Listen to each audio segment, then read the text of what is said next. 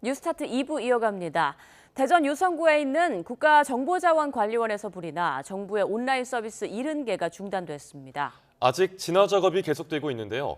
이 불로 건물 안에 있던 작업자 1명이 다쳤고 100여 명이 대피했습니다. 김다현 기자가 보도합니다. 대전 유성구에 있는 행정안전부 산하 국가정보자원관리원에 소방대원들이 출동했습니다. 어제 저녁 8시 20분쯤 5층 전산실에서 리튬이온 배터리가 폭발하며 화재가 발생한 겁니다. 소방당국은 100명가량을 투입하고 장비 30여 대를 동원해 불을 끄고 있지만 진압에 어려움을 겪고 있습니다. 저희가 국가정보자원관리원이기 때문에 저희가 진화에 상당히 애로사항이 현재 있고 저희가 최대한 우리 국가정보원 자체에 피해가 발생하지 않도록 이 불로 40대 작업자 1명이 팔에 화상을 입어 병원으로 옮겨졌고 직원 등 100여 명이 대피했습니다. 국가정보자원관리원 측은 노후화 문제 등으로 배터리 교체 이전을 준비하고 있었다며 사전 작업을 위해 전원을 잠시 내렸다가 사고가 났다고 설명했습니다. 특히 정부의 전산 자원을 통합 관리하는 일종의 클라우드 기관에 불이 나면서 정부 온라인 민원 서비스인 정부24와 모바일 신분증, 국민신문고 등 70개 서비스 제공이 중단됐습니다. 또 119 신고도 전화로만 가능하고 문자와 영상, 웹 등을 이용한 소방 신고 시스템도 먹통이 됐습니다. 정부 부처 홈페이지와 이메일 시스템까지 영향을 받았는데 행정안전부는 1등급 12개, 2등급 58개 시스템이 장애를 일으킨 것으로 잠정 집계했습니다. 정부 전산 서비스가 마비되면서 큰 불편과 혼란이 불가피할 전망으로 구체적인 복구 일정이나 정보 훼손 정도 등을 파악할 때까지도 시간이 걸릴 것으로 보입니다. YTN 김다현입니다. 네, 국가정보자원관리원의 이번 화재는 리튬이온 배터리에서 시작된 것으로 파악되고 있습니다. 과거에도 카카오 먹통 사태를 빚은 화재 원인이었는데 이번엔 국가 전산망 허브를 마비시켰습니다. 이어서 이종원 기자입니다. 소방당국이 진화에 어려움을 겪은 데엔 리튬이온 배터리의 특성도 한몫했습니다. 이른바 열폭주 현상으로 발생하는 리튬이온 배터리 화재는 꺼지기가 어렵고 불길이 잡힌 것처럼 보이다가도 다시 살아날 수 있습니다. 화학 반응이 끝날 때까지 진화에 시간이 오래 걸립니다. 지난 2022년 10월 카카오 먹통 사태를 빚은 판교 데이터 센터 화재가 대표적입니다. 당시에도 이번 화재와 마찬가지로 리튬이온 배터리가 화재 원인으로 지목됐습니다. 불이 난 곳이 보안시설이자 국가전산망 허브 역할을 한다는 점도 신속한 진화를 어렵게 하는 요소로 작용했습니다. 물을 사용해서 니켈이온 배터리를 냉각시켜서 할 수는 처음에 있었겠지만은 우리가 국가정보자원관리원이기 때문에 각종 전산 정보 서버가 있기 때문에 행정안전부 산하의 국가정보자원관리원은 불이 난 대전 본원 이외에도 광주와 대구, 공주에 센터를 두고 있습니다. 정부 전산 시스템 서버와 데이터베이스 등을 대규모로 관리하는 곳이지만 지난 2023년 11월에도 행정 전산망 마비 사태로 관리에 문제를 드러내며 비판을 받았습니다. 채 2년이 안 돼 발생한 화재로 또 한 번 취약점을 드러내며 국가 전산망 관리에 빨간불이 켜진 셈입니다. 현재 지금 대전 국가정보자원관리원에 647개 업무가 지금 가동 중에 있는데요. 지금 정확한 피해 규모라든지 이런 부분은 행안부는 위기경보를 경계 단계로 발령하고 위기상황 대응본부를 꾸려 가동에 들어갔습니다.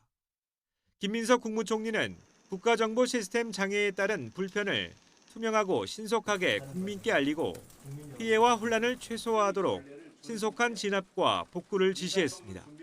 YTN 이종원입니다. 검찰청 폐지를 핵심으로 하는 정부조직법 개정안이 여당인 더불어민주당 주도로 국회 문턱을 넘었습니다. 국회는 어제 본회의를 열고 재석 180명 가운데 찬성 174명, 반대 1명, 기권 5명으로 정부조직법 개정안을 처리했습니다. 개정안에 따라 검찰청은 1년 유예기간을 거친 뒤 폐지되고 중대범죄 수사 기능을 전담하는 중대범죄수사청과 공소제기 유지를 맡는 공소청으로 나뉘게 됩니다. 또 기획재정부를 재정경제부와 국무총리 소속 기획예산처로 분리하고 환경부를 기후에너지환경부로 개편하는 등의 내용도 담겼습니다. 검찰청 해체는 이재명 대통령의 수건이자 대선 공약이기도 합니다. 민주당은 검찰이 무소불위의 권력을 이제 휘두를 수 없다며 환영했지만 국민의힘은 범죄자만 박수칠 계약이라고 비판했습니다. 임성재 기자의 보도입니다. 정치 여정 내내 사법 리스크를 꼬리표처럼 달고 다닌 이재명 대통령은 검찰을 향해 비판적 시선을 감춘 적이 없습니다.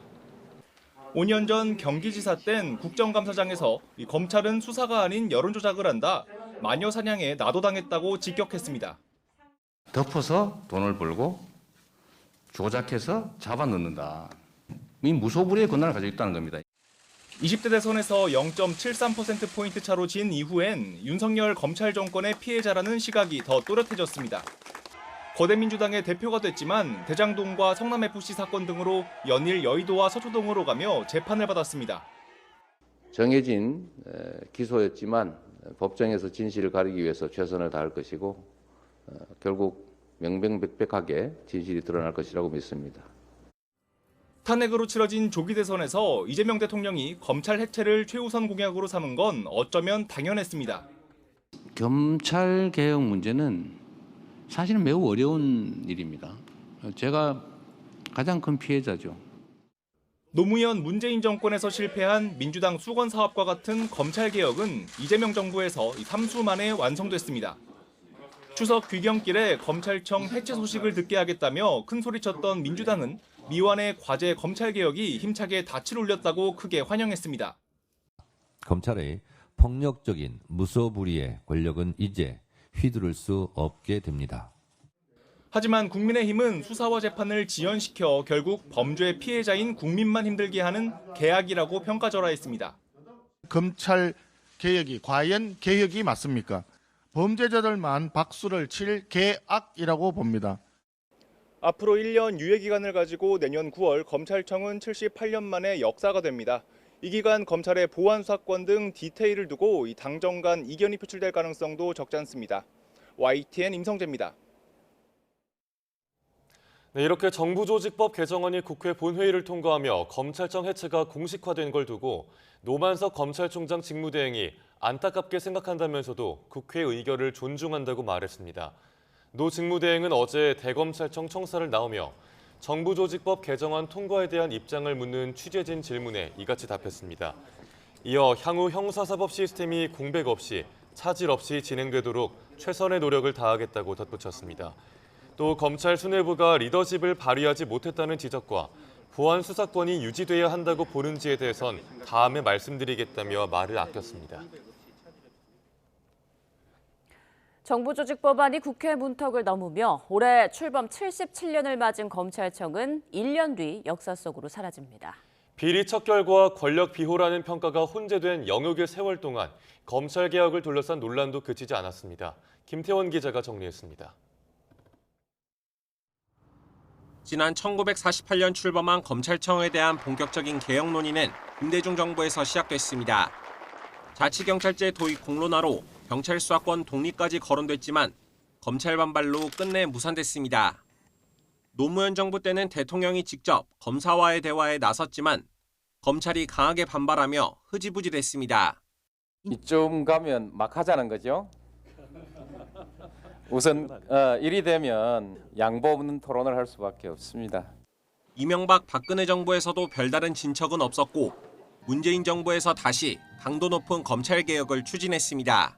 검경 수사권 조정은 경찰이 수사기관으로서 본연의 역할을 다하도록 하는 일입니다. 검경 수사권 조정과 공수처 설립에 이어 중대범죄수사청을 만들어 검찰 수사권 완전 박탈, 검수완박까지 추진하자 당시 윤석열 검찰총장이 강하게 반대하며 직을 던졌습니다. 국가와 정부의 헌법상 책임을 저버리는 것이라고 저는 생각합니다. 2022년 출범한 윤석열 정부는 곧장 검찰 수사권 회복에 나서 이른바 검수원복 시행령을 마련했습니다. 국가 전체 범죄 대응 역량이 약화되면 우리 국민과 사회가 얻게 되는 공익이 무엇인지 저는 묻고 싶습니다. 하지만 이재명 정부가 들어서면서 다시 검찰개혁에 시동을 걸었고 검사의 수사 개시 대상을 확대한 시행령을 되돌리는 작업에 나섰습니다. 검찰청 폐지법 입법 절차도 마무리돼 검찰청은 이제 중수청과 공소청으로 쪼개져 1년 뒤 역사 속으로 사라집니다. YTN 김태원입니다. 그동안 재판에 나오지 않던 윤석열 전 대통령이 내란 특검 추가 기소 사건 첫 공판 기일에 출석했습니다. 재판부가 중개 신청과 법정 촬영을 허가해 왼쪽 가슴에 수형 번호가 적힌 배지를 찬 윤 전 대통령의 모습도 함께 공개됐습니다. 우종훈 기자가 보도합니다. 왼쪽 가슴에 수용 번호 3617이 적힌 배지를 찬 윤석열 전 대통령이 법정에 들어옵니다. 남색 정장에 넥타이는 하지 않았습니다. 짧게 다듬은 머리카락은 하얗게 센 상태였고 이전보다 살이 빠진 모습이었습니다. 특검에 재구속된 뒤 내란 우두머리 혐의 재판에 11회 연속 불출석한 윤 전 대통령이 재판의 모습을 드러낸 건 85일 만입니다. 윤 전 대통령은 생년월일과 집 주소 등을 묻는 재판부 인정신문 때 자리에서 일어나 직접 답했고 국민 참여 재판은 원하지 않는다는 뜻을 밝혔습니다. 다음으로 인정신문 하겠습니다. 피고인 성명이 어떻게 되시죠? 임석열입니다. 예, 생년월일은 언제입니까? 60년 12월 18일. 윤 전 대통령은 이후 진행된 공판에서 피고인석에 앉아 PPT가 띄워진 모니터를 보거나 눈을 감은 채 있었습니다. 옆에 앉은 변호인을 불러 귓속말로 무언가를 얘기하기도 했습니다. 직접 발언도 한 차례 있었습니다.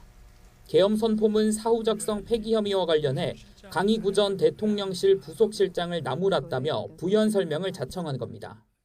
이 사후 부서 문서라고 해도 이거는 국방부에서 담당자가 작성해서 장관, 총리, 대통령 이렇게 올려야지 부속실장인 자네가 이걸 왜 하느냐라고 제가 좀 나무랐는데 일단 그냥 갖고만 있겠다 이렇게 했기 때문에 첫 공판은 약 2시간 만에 종료됐습니다. 재판이 진행된 서울중앙지법 주변에는 윤 전 대통령에 대한 엄벌을 촉구하는 이들과 지지자들이 모여 서로 다른 주장을 펼쳤습니다.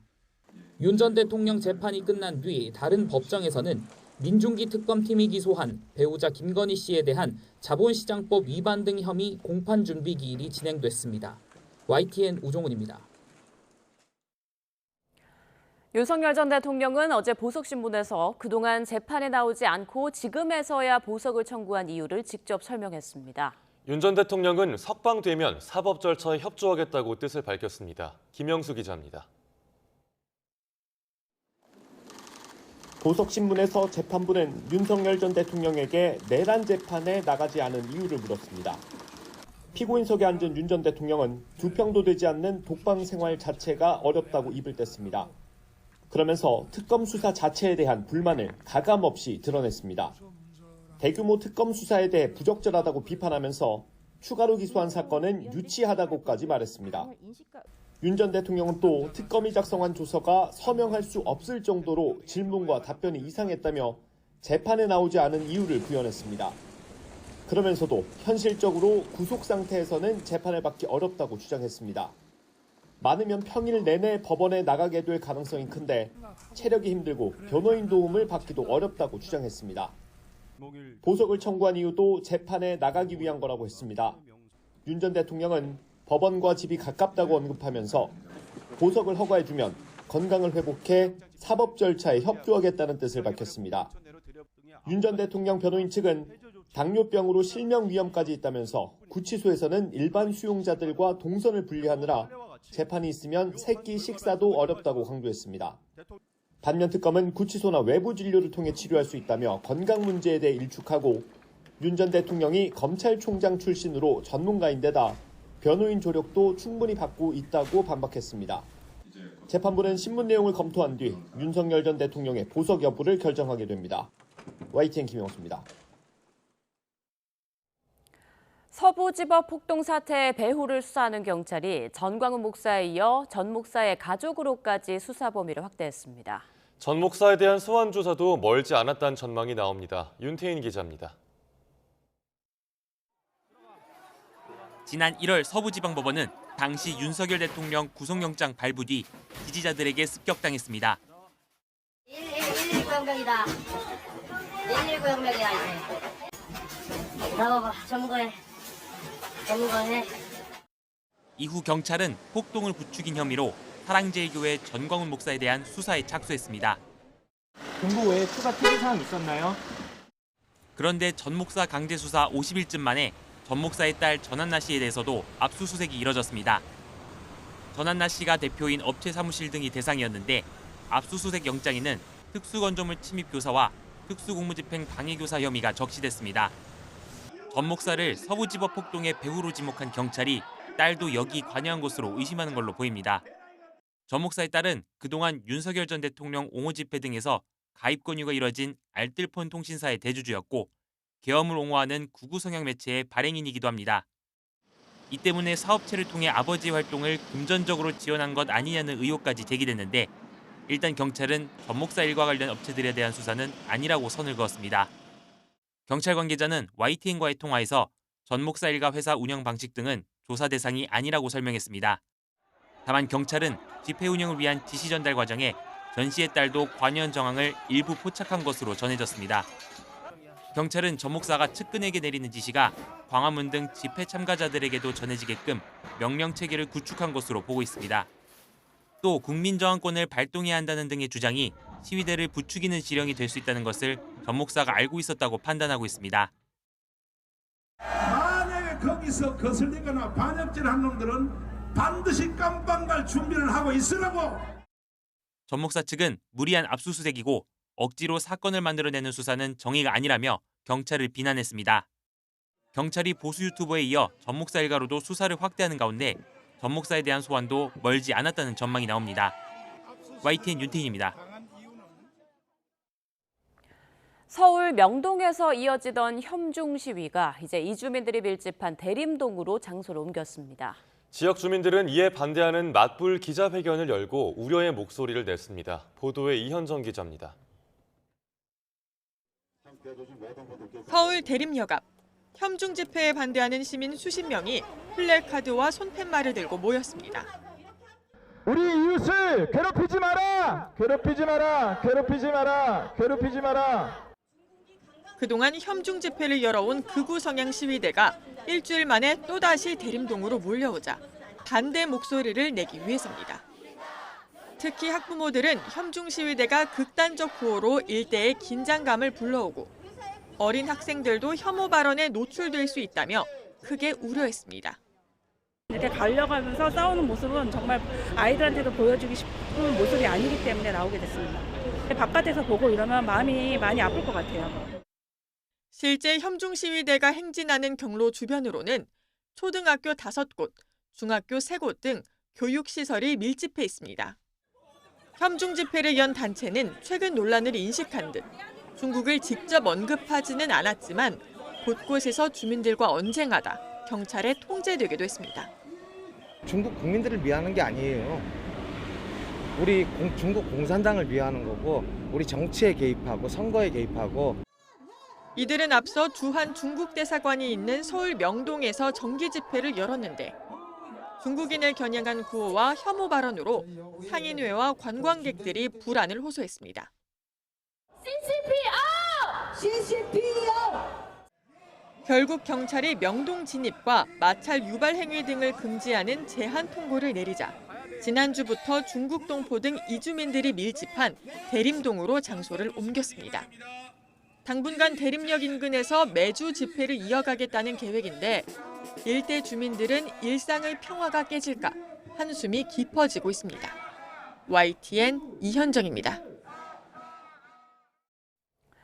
전유성 씨가 향년 76세로 별세하며 서울 아산병원에 마련된 빈소에는 조문 행렬이 이어지고 있습니다.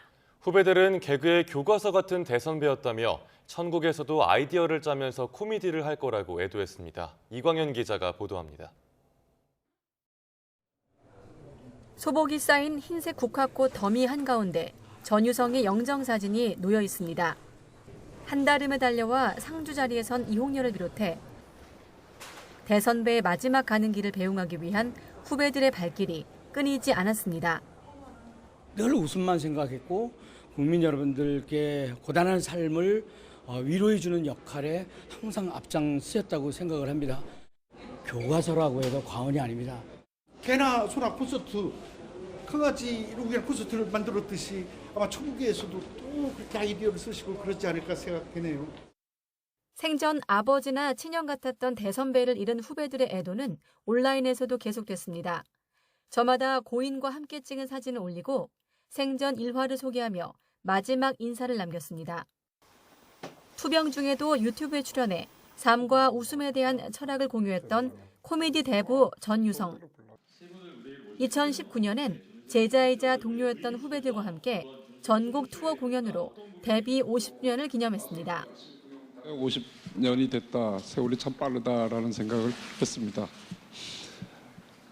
이런 거 한다고 그럴 적에 제가 선뜻 하자라는 얘기를 못했고 개그계 멘토로서 문화계 전반에 걸쳐 영향을 끼친 전유성의 연결식은 일요일 오전 열리고 생전 활동 무대였던 여의도 방송국 일대에서 노제를 치른 뒤 영면에 들 예정입니다. YTN 이광현입니다.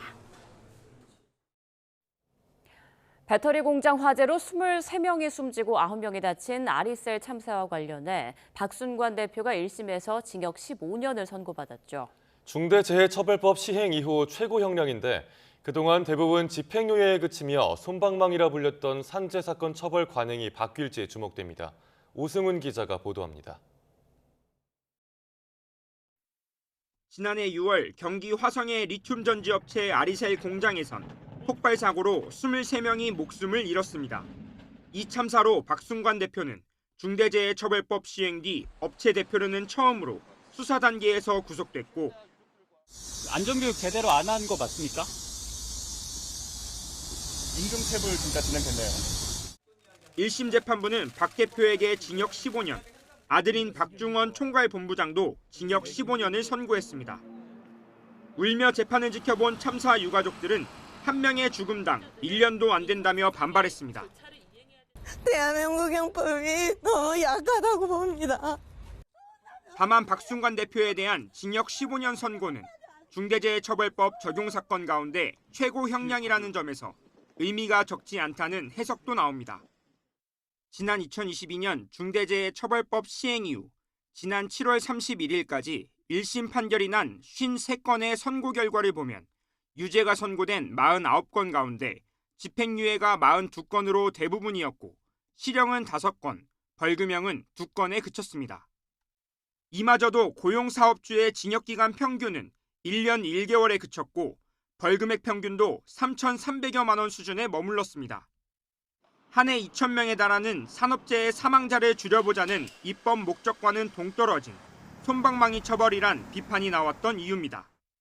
막다른 길로 해서 유족과 합의를 이끌어내고 또 벌어놓은 돈으로 그 합의를 계속해 하면서 선처를 받게 되는 사례가 이번 아리셀 참사 1심 재판부 역시 그동안 산재 사고에서 가벼운 형을 부과했던 양형 경향을 지적하며 가벼운 형이 선고된다면 중대재해처벌법 입법 목적을 달성하기 어렵다고 판단했습니다.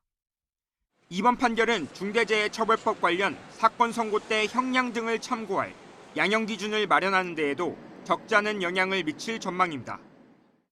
지금까지 많은 재판부에서 좀 소극적인 판결을 했던 걸로 생각이 됩니다. 중대재해처벌법의 의미를 살릴 수 있는 판결이 앞으로도 좀 이어질 수 있을 거라고 기대합니다.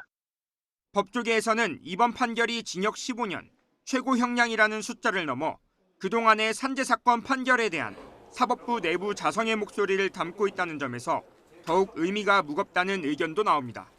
YTN 오승훈입니다. 고교 학점제가 올해부터 시행되고 있지만 일선 학교 현장에서는 부담이 너무 크다는 교사들의 반발이 이어져 왔습니다. 정부가 이런 의견을 수렴해 제도를 손보기로 했는데 정작 학생들의 불안을 해결할 뾰족한 방안이 보이지 않습니다. 염혜원 기자입니다. 올해 1학기부터 시행된 고교 학점제는 일선 교사들의 거센 반발에 부딪히고 있습니다. 학점 이수제 그리고 최저 성취 수준 보장이 논란의 핵심이었습니다. 고교 학점제 도입 뒤 과목별 학점이 40점에 미치지 못하면 졸업할 수 없고 출석도 모든 과목에서 3분의 2 이상 채워야 합니다. 수업 일수만 채우면 됐던 기존 방식과 달리 공부를 제대로 해야 졸업장을 주는 겁니다. 하지만 이 과정에서 교사는 성적이 낮은 학생에게 반드시 보충 수업을 해야 하고 학생부 기재 사항도 많아지는 등 부담이 커졌습니다. 교사의 수업 부담, 행정 업무 가중하고 교과 전문성 약화하는 고교 학점제 폐지하라! 시도교육감, 교원단체 등과 논의한 끝에 교육부는 제도 완화를 추진하기로 했습니다. 학점 이수 기준을 낮춰 공통과목은 성적과 출석을 모두 고려하지만 선택 과목은 출석만 고려하는 방안, 혹은 전체 과목에서 출석률만 보는 방안 등이 거론됩니다. 국가교육위원회 결정 사항이라 내년 2월까지 논의를 거쳐 확정할 계획입니다. 이와 함께 예방 보충 수업도 학점당 5시수에서 3시수로 줄이고 결석생의 온라인 강의 수강도 인정해 주기로 했습니다. 하지만 고등학교 입학과 동시에 진로를 결정해야 하는 학생들의 어려움을 해결할 대책은 없습니다. 대학마다 요구하는 선택 과목이 다르고 내신의 유불리까지 따져야 하는 탓에 고교 학점제 컨설팅 업체는 성황입니다. 심지어 전국 일반고, 특목고, 자율형 공립고 가운데 10% 이상이 공교육 예산으로 사교육 업체에 상담을 지원했을 정도입니다. 교육부는 진로교육 강화와 교사 추가 채용을 약속했지만 학생들의 불안을 잠재울 수 있는 수준인지는 미지수입니다. YTN 염혜원입니다.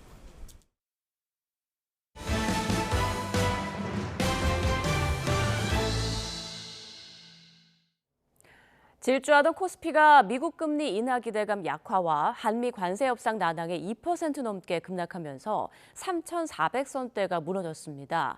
원달러 환율도 넉 달 만에 주간 장준 1,410원대로 올라섰습니다. 이승은 기자입니다. 코스피 지수가 2% 넘게 급락해 3,400선을 내줬습니다.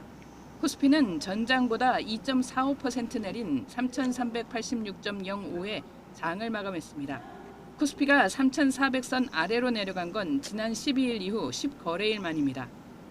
삼성전자는 3%대, SK하이닉스는 5%대 하락했습니다. 외국인이 6천억 원대, 기관이 4천억 원대 순매도했고 개인만 1조 넘게 순매수했습니다. 코스닥 지수 역시 2.03% 내린 835.19로 장을 마쳤습니다. 서울 외환시장에서 원달러 환율도 사흘째 상승하며 오후 3시 반 기준 11원 8전 오른 1,412원 4전을 기록했습니다. 주간 거래에서 1,410원을 넘은 건 넉 달여 만입니다. 코스피 급락과 환율 상승은 미국 경제 지표 호조에 미국 금리 인하 속도가 느려질 것으로 전망되기 때문입니다. 미 상무부는 지난 2분기 미국 국내 총생산 증가율 확정치가 7분기 만에 가장 높은 3.8%로 집계됐다고 밝혔습니다. 잠정치와 시장 예상치 3.3%를 크게 웃돌았습니다. 파월이 명분을 삼기가 좋은 거죠. 이제 금리 인하는 저번에 한 거, 9월 달에 한 걸로 그냥 끝내고 좀 지켜보자. 금리를 안 내리겠다는 거잖아요. 근데 그렇게 되니까 이제 뉴욕 증시가 계속 좀 약세를 보이는 것 같습니다. 트럼프 미 대통령이 한국이 미국에 투자할 3,500억 달러는 선불이라고 으름장을 놓은 점도 영향을 미쳤습니다. 또 미국에 공장이 없으면 수입 의약품에 다음 달부터 100% 관세를 매기겠다고 말한 것도 시장을 더 흔들었습니다. 통상협상 난항과 달러 강세, 인공지능 거품론이 대두하는 가운데 긴 추석 연휴를 앞두고 시장 변동성이 커질 수 있습니다. YTN 이승은입니다. 대미 수출 관세 영향이 화장품 산업에도 영향을 미치고 있습니다. 화장품 알루미늄 용기에도 관세 50%가 적용되면서 업계의 걱정이 이만저만이 아닌데요. 정부가 지원에 나서고 있지만 잘 나가던 K뷰티가 타격을 입지는 않을까 우려가 커지고 있습니다. 오동건 기자입니다. 트럼프발 관세 폭탄으로 수출에 어려움이 발생하자 기업인들이 해결책을 찾기 위해 관련 설명 회장을 가득 채웠습니다. 지난달 미국은 철강 알루미늄이 들어간 제품 470종에 추가로 50% 관세를 부과하기로 했습니다. 8월 18일 선적분부터 자동차와 전자기기 부품, 변압기에 알루미늄이 들어간 화장품 용기까지 관세 부담을 안게 되면서 화장품 업계도 비상입니다. 알루미늄은 가볍고 튼튼한 데다 습기, 빛 등을 효과적으로 차단하고 미생물과 박테리아 오염의 위험이 낮아 화장품 용기에 널리 활용되고 있습니다. 하기 위해서 알루미늄으로 뚜껑이나 케이스 같은 거를 덮어서 좀 고급스럽게 만드는 경우도 있거든요. 관세 정책 때문에 저희가 지금 다른 용기로 찾아서 바꾸려고 지금 하고 있거든요. 그렇기 때문에 한미 FTA로 제로였던 관세가 50% 추가되면 우리 화장품의 강점이었던 가격 경쟁력이 흔들릴 수밖에 없습니다. 더구나 화장품 수출업체는 중소기업이 대다수로 직접 용기를 제작하지 않는 경우가 많아 알루미늄 함량을 확인하기도 쉽지 않습니다. 원산지가 중국산인지 한국산인지 잘 몰라가지고 필요 이상으로 많은 관세를 갖다 내릴 수 있는 경우가 있는데 우리나라 화장품 수출액은 올해 8월 말까지 1년 전보다 14% 증가한 73억 달러를 기록했습니다. 특히 미국은 수출 1위 국가로 수출액의 19%를 차지하고 있어 업계의 긴장감이 커질 수밖에 없습니다. 관세 타격이 미치는 범위가 커지자 정부는 상담 창구를 범정부 협업 체계로 격상시키기로 했습니다. 관세 대응 119를 관세 대응 119 플러스로 확대 개편하고자 합니다.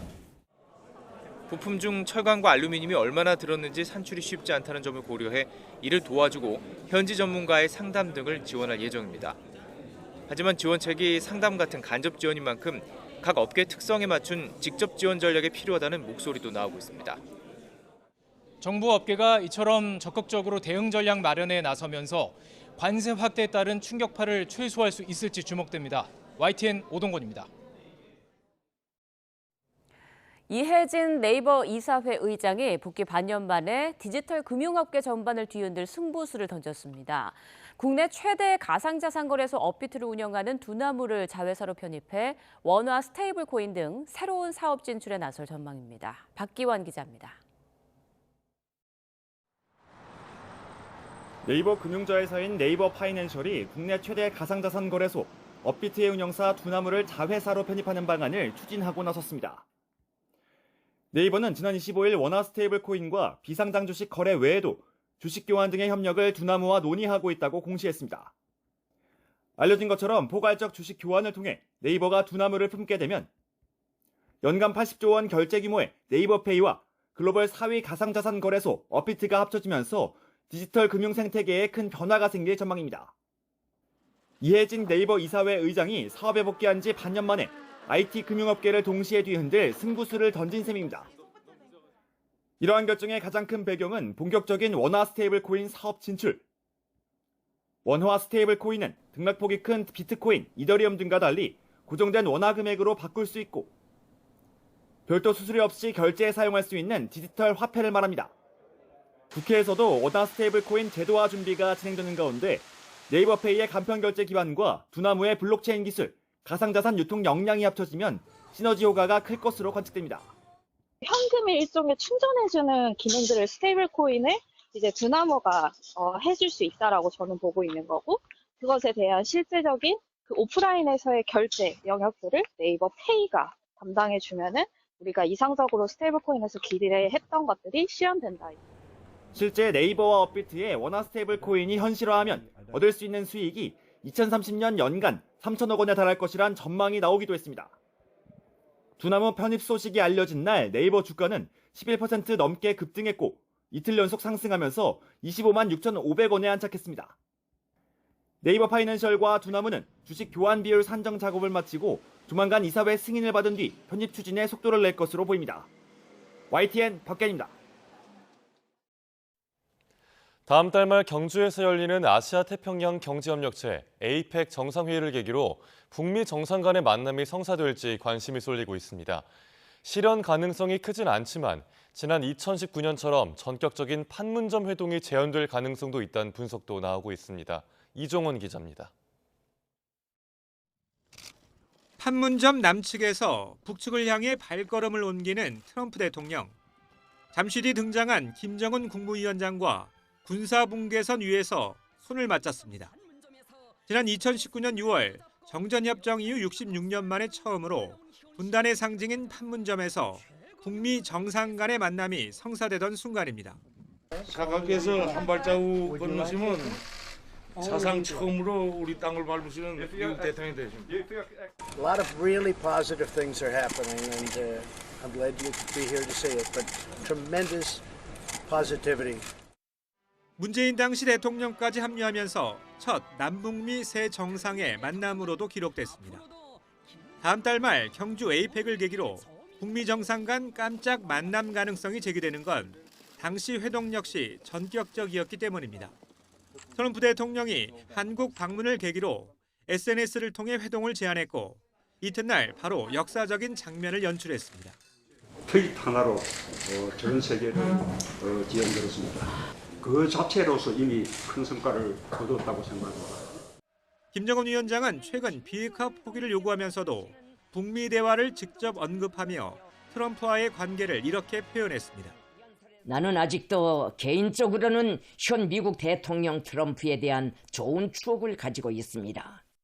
비핵화 문제에 대한 이견으로 당장은 북미 정상 간 회동이 성사되긴 쉽지 않다는 게 전문가들의 대체적인 관측입니다. 대통령실도 에이펙 계기 트럼프와 김정은의 만남은 아직은 상상의 영역이라며 조심스러운 입장입니다. 다만 추억으로 남은 과거의 기억처럼 구체적인 합의를 내야 하는 부담 없이 국제사회를 향한 일종의 이벤트로 접근할 경우 제2의 판문점 회동 가능성도 염두에 둬야 한다는 분석도 나오고 있습니다. YTN 이종원입니다.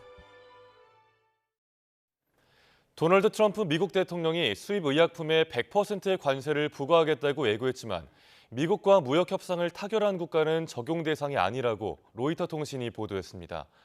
로이터는 현지 시간 26일 미국과 협상을 타결한 무역 상대국에도 의약품 관세가 적용되느냐는 질문에 백악관 관계자가 15%의 상한을 준수할 거라고 답했다고 전했습니다.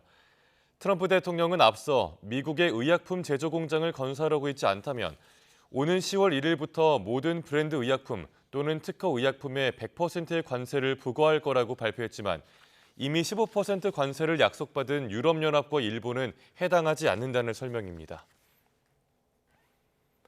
트럼프 미국 대통령이 제임스 코미 전 연방수사국 FBI 국장에 대해 더러운 경찰이라고 맹비난했습니다.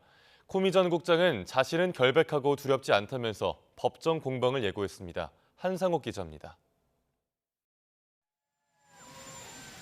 도널드 트럼프 미국 대통령은 집권 1기 때부터 제임스 코미 전 연방수사국 FBI 국장을 눈의 가시로 여겼습니다.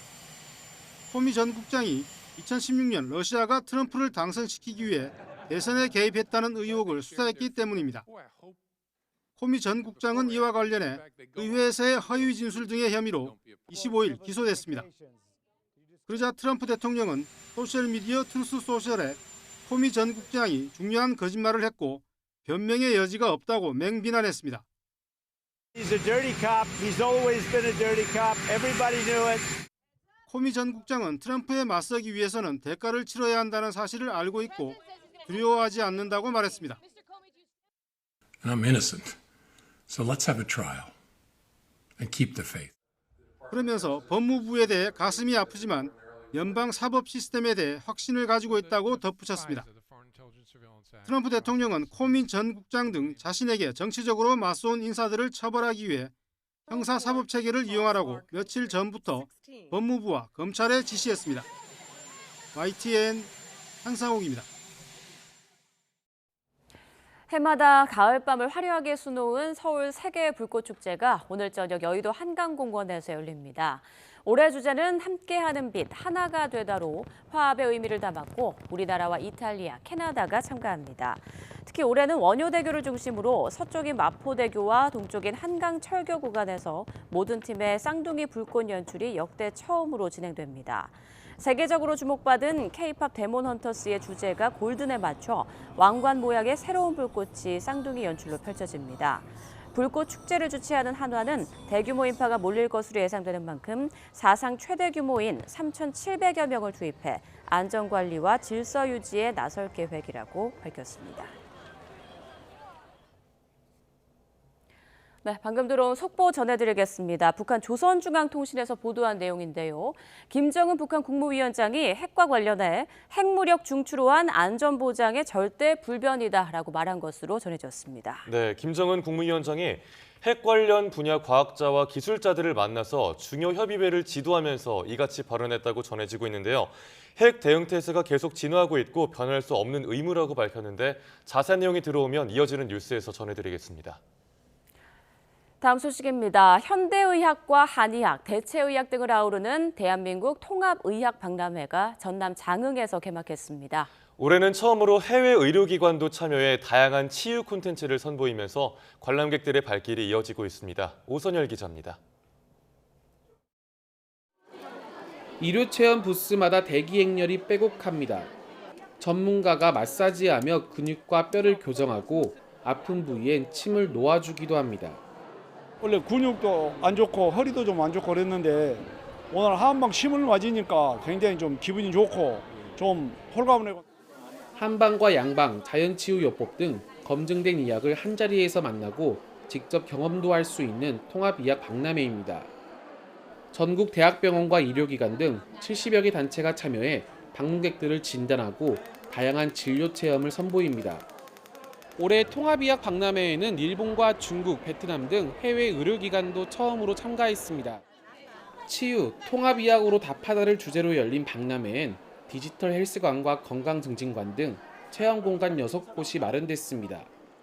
AI 기계를 활용한 어떤 그 체험이라든가 그리고 진단이라든가 이런 것들 중에서 훨씬 더 과학적이고 또 체계적인 어떤 그런 의료 서비스를 제공할 수 있다는 게 올해 달라진 통합의학이.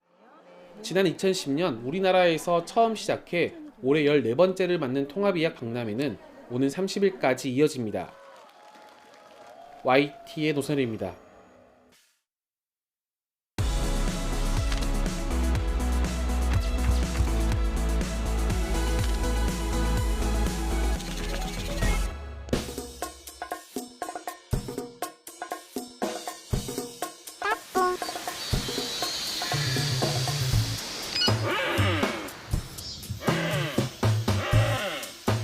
Lamentablemente es algo que está en declive, es decir, la población ya está amenazada, hay cerca de 10.000 individuos que ahí les va la categoría.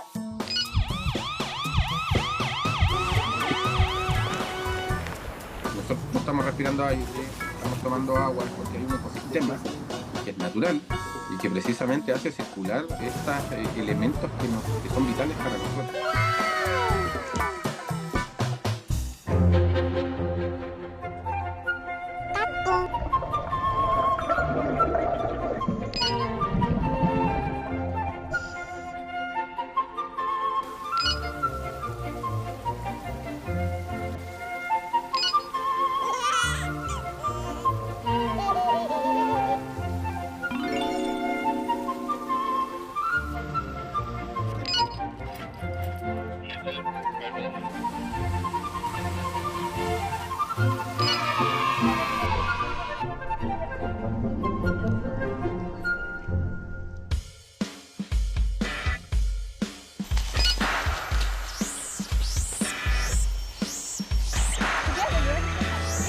We are working with traumatized gibbons here. They will not easily trust humans, but without any aggression from Pablo. So I think the way they handle the gibbons is with love and passion.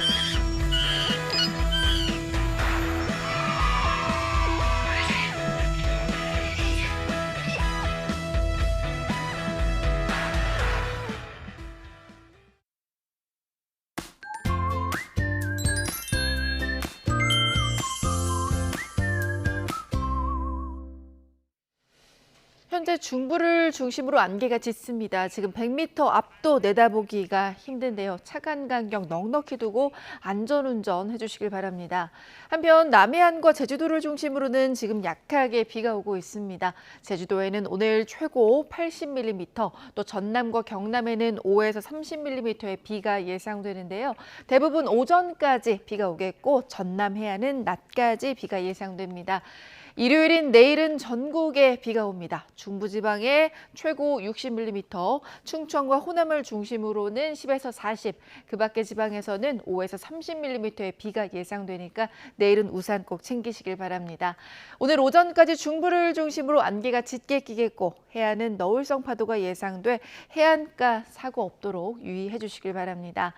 아침 저녁으로 일교차가 큽니다. 현재 서울 기온은 17.7도, 대구가 18.9도로 선선한데요. 낮에는 늦더위가 이어집니다. 서울이 28도를 비롯해 청주, 대전 28도, 청주는 29도까지 오를 것으로 보입니다. 다음 주에는 가을에 한층 더 깊어질 전망입니다. 날씨였습니다.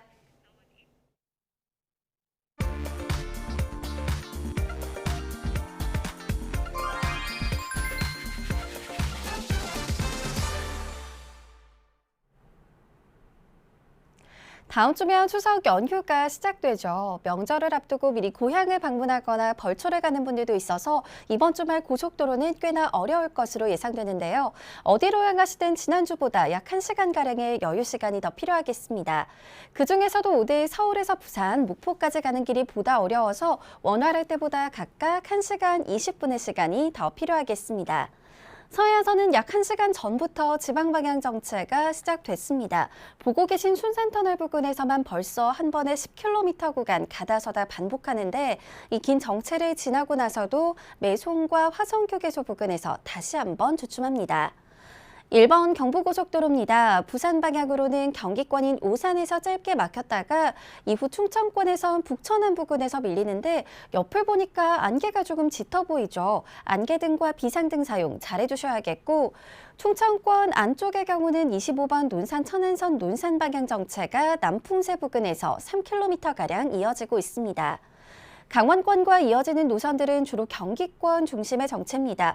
50번 고속도로 강릉 방향 먼저 서창분기점 부근에서 짧게 밀렸다가 더 가서 부곡과 용인에서도 답답한데 용인 부근 역시 안개에 주의하셔야겠고 60번 고속도로 양양 쪽은 덕소 3패와 서종 부근에서 브레이크를 밟습니다.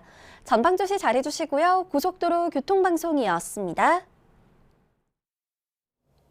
뉴스타트 2부 마칩니다. 잠시 후 3부가 이어집니다. 시청해주신 여러분 고맙습니다.